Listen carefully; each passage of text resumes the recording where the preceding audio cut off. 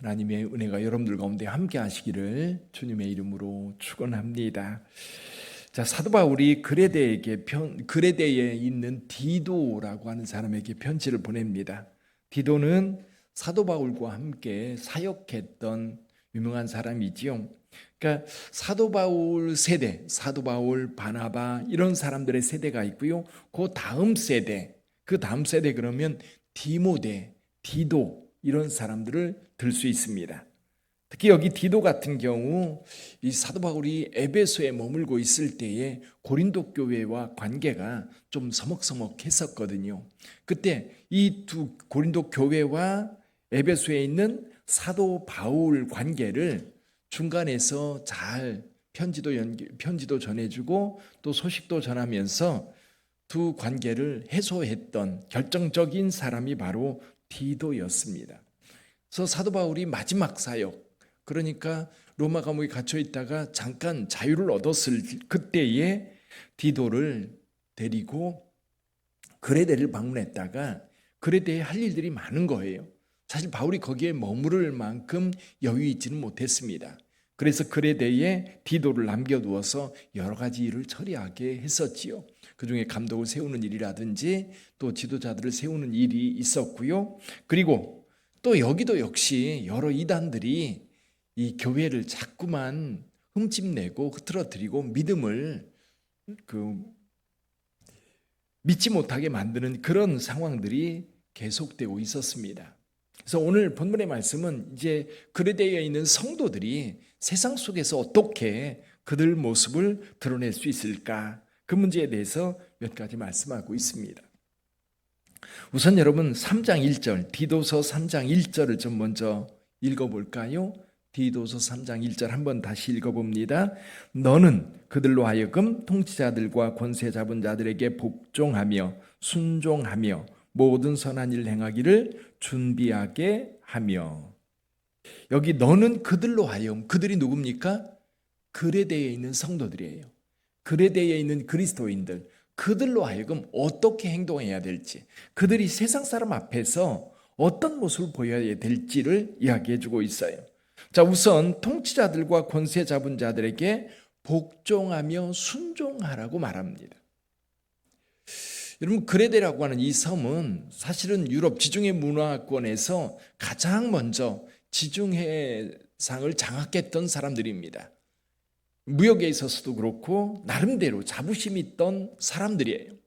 근데 여기가 로마의 지배에 들어갈 때에 로마 사람들에게 아주 강력하게 저항을 했었다고 그래요. 그래서 이 팔레스타인 사람들, 이스라엘 사람, 유대 사람들처럼 이 그레데 사람들도 아마 로마 정부에 대해서 저항하는 그런 사람들 가운데 하나였던 거지요. 그러다 보니까 여러분 기독교 복음이 전파될 때에 기독교의 복음은 거기 이제 관리들, 로마 정부에서 나와서 관리하는 총독이라든지 관리들에게 이 기독교는 왜곡되게 전해질 수 있었어요. 왜 그러냐면 교회는 예수를 주로 고백합니다. 근데 로마는 황제를 주로 고백합니다. 주는 내 주인이다, 그런 뜻이에요. 주인. 우리의 주인은 로마 황제다. 로마 정부에서 모든 로마 제국에 있는 사람들에게 그렇게 가르쳤어요. 그래서 황제 숭배로 이렇게 나가게 되었던 겁니다. 황제를 숭배하는 일로. 그런데 기독교인들은 황제를 주라고 부르지 않고 누구를 주라고 불러요? 예수를 주라 부릅니다. 근데 이것을 오해해서 로마 정부에 대항할 것처럼 그렇게 느끼는 사람들이 있어가지고 기독교인들을 많이 박해하고 그랬거든요.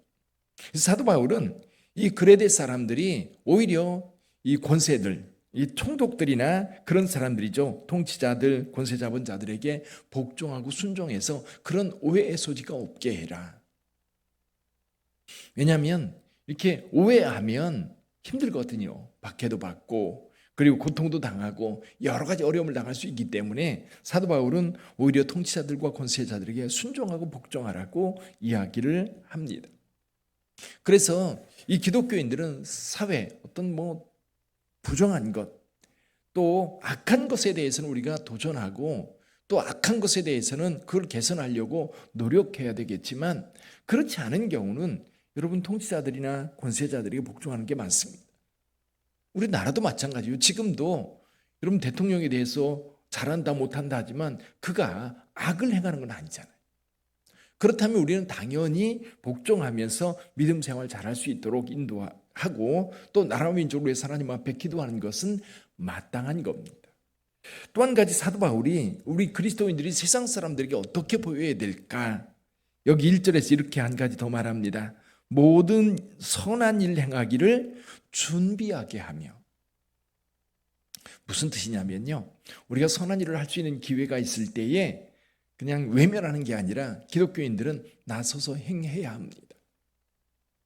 그러는 자들이 있어 배고픈 사람들이 있다면 적어도 그들에게 양식을 나눠줄 마음들이 준비되어 있어야 돼요. 고통당하고 어려움을 당하고 있는 사람이 있다면 외면하는 게 아니라 다가가서 그들을 도울 수 있는 준비가 되어 있어야 합니다. 어떻게 준비할 수 있을까요? 하나님의 말씀으로 준비할 수 있고요.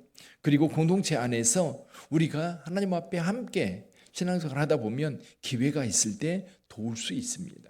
이게 준비되어 있어야 돼요. 요즘 제가 이제 교회를 위해서 하나님 앞에 기도하면서 그런 생각이 들어요. 우리 윗된 교회가 세상 속에서 어떻게 하나님의 나라를 위해서 할 수 있을까?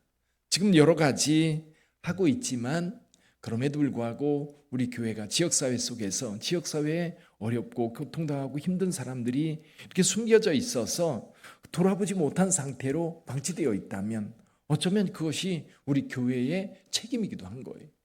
저희들이 이제 한 달에 한 번씩 반찬 봉사도 하고 그리고 긴급 지원비도 지원하고 그러면서 동사무소하고 여러 가지 연계해서 지역사회에 도움이 되려고 애를 쓰고 있습니다.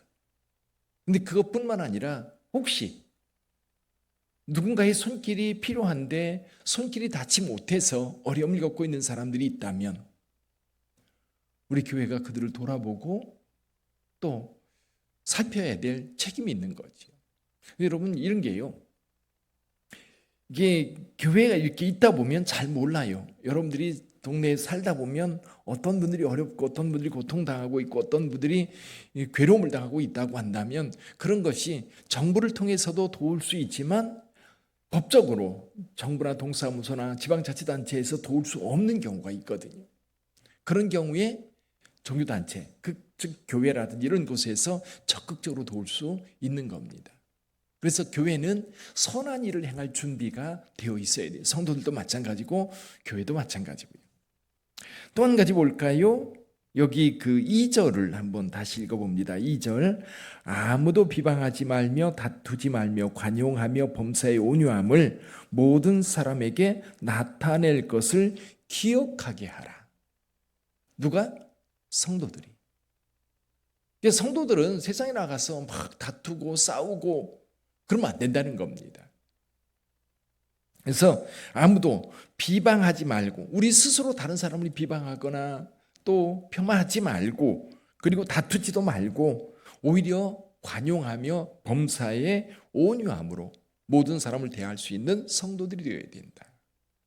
사실 세상이 크리스천들에게 기대하는 것이 이런 것들이에요.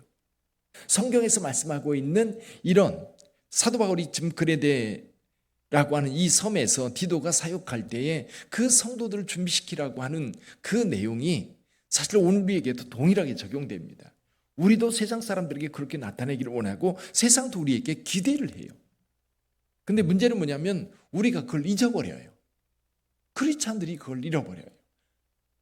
예를 들면 세상에서 뭔가 좀 손해를 본다든지 감정을 상하게 하는 어떤 일이 벌어진다든지 그럴 때 우리가 좀 더 인내하고 좀 악착같이 내 이익을 차지하려고 막 달려들어서 그것을 빼앗으려고 하지 않고 오히려 좀 손해보더라도 양보하고 그러면서 우리가 살고 있는 이 공동체가 크리스천들 때문에 좀 살만하다, 정말 행복하다, 교회가 있어서 참 좋다, 그런 꿈을 우리가 좀 꿔야 되지 않겠습니까? 어느 지역에 교회가 세워지려고 하니까 동네 사람들이 교회 들어온 것을 결사반대한다고 난리를 쳤어요. 근데요, 미국에 있는 세들백 교회라고 하는 교회가 있습니다. 이 교회가 이제 그 여기저기 전전하면서 교회 예배를 드리고 있었어요. 창고도 빌려서 예배 드리고 학교 강당도 빌려서 예배를 드리고, 그러다가 이 셀백 교회가 땅을 사서 교회를 짓는다고 그러니까 여러 지역에서 우리 동네로 와달라고 여러 지역에서 초청을 했어요. 이 교회가 고민이 생겼어요. 어느 지역으로 가야 될까? 그러다가 세들백 밸리라고 하는 그곳에 자리 잡고 교회가 거기에 거주를 했습니다. 저는 미국 사회는 좀 우리하고 좀 다르겠지만 우리나라도 어느 곳에 교회가 세워진다고 하면 동네 사람들이 두 손 들고 환영하면서 그 교회, 우리 교회 세워져서 우리 동네에 세웠으면 좋겠다. 이 우리 집이 있는 요 가까이 있는 지역에 교회가 세워졌으면 좋겠다. 그래야 되지 않겠습니까? 이게요, 평소에 교회가 세상 사람들에게 어떻게 보여졌는지를 나타내는 거예요. 그래서 우리 빛된 교회가 이 동네에 있어서 우리 동네 사람들이 행복해야 돼. 동네 사람들이 교회가 있으면 너무 좋다. 교회 성도들도 사람들이 좋을 뿐만 아니라 교회가 지역사회로 해서 많은 일을 하는 것을 동네 사람들이 보면서 행복해야 돼. 사실 그레데에 있는 디도에게 부탁하는 것이 그런 겁니다. 교회가 세워졌는데 그 교회 때문에 그레데 사람들이 즐겁고 행복해하고 뿐만 아니라 교회 때문에 살만 나고 그래야 되지 않겠습니까?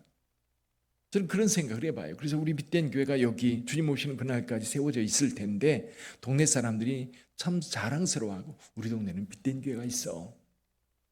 우리 동네에 빛된 교회라는 교회가 있는데 참 그 교회 때문에 살만 나. 우리가 좀 그런 꿈을 꾸면서 같이 가야 되지 않겠습니까? 그래서 동네 사람들한테 비난받고 그리고 또 그 교회 성도들은 왜 이렇게 이기적인지 모르겠다. 이런 소문이 난다면 복음 전하는 일에 상당한 걸림돌이 될 거예요. 자, 그렇다면 사도 바울이 1절과 2절에서 우리 그리스도인들이 세상 사람들에게 어떻게 나타나야 되는지에 대해서 말씀하고 있는데 그 이유가 뭐냐? 여기 3절 이하에 그 이유를 말씀해 주고 있어요.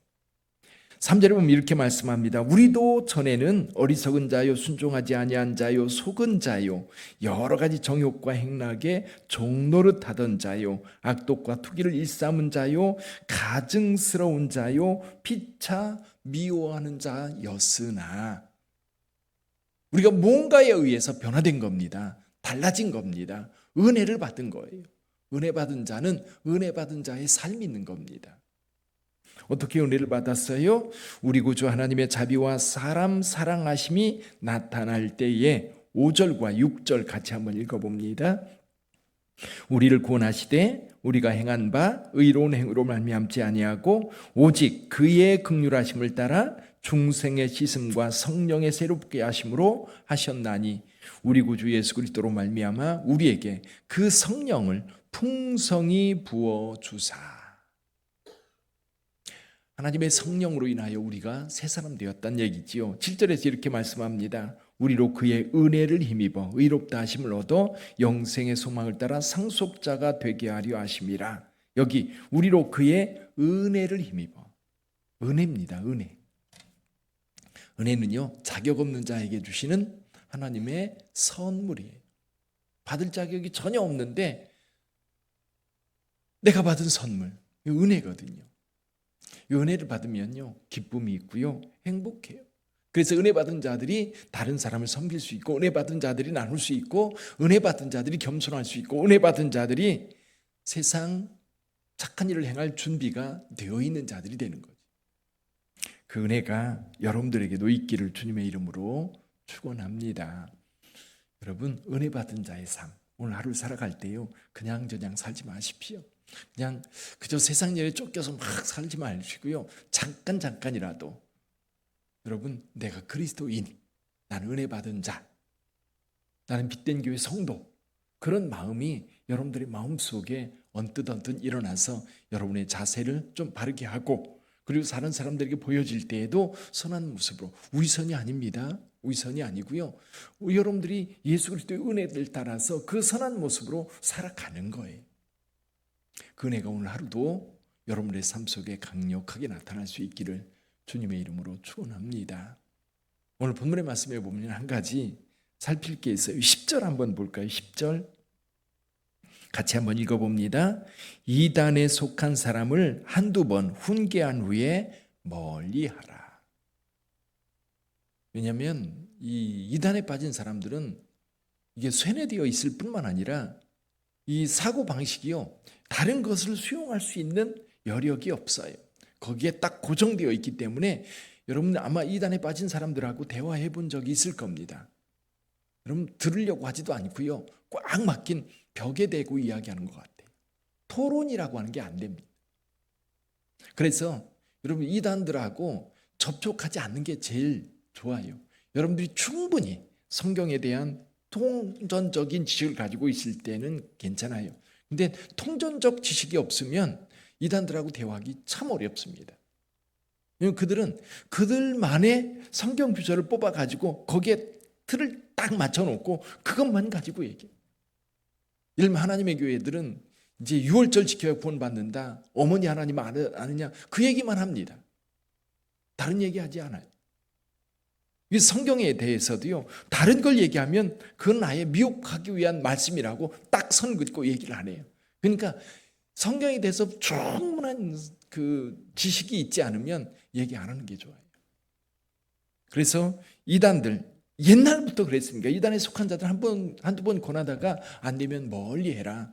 이 말씀이 그냥 나온 게 아니거든요. 오늘날 더군다나 오늘 신문에도 보니까 미국이라든지 남미 같은데 신천지 하나님의 교회들이 이 선교지에 와서 얼마나 그 한국 선교를 방해하고 그리고 피폐하게 만드는지 모른다 그래요.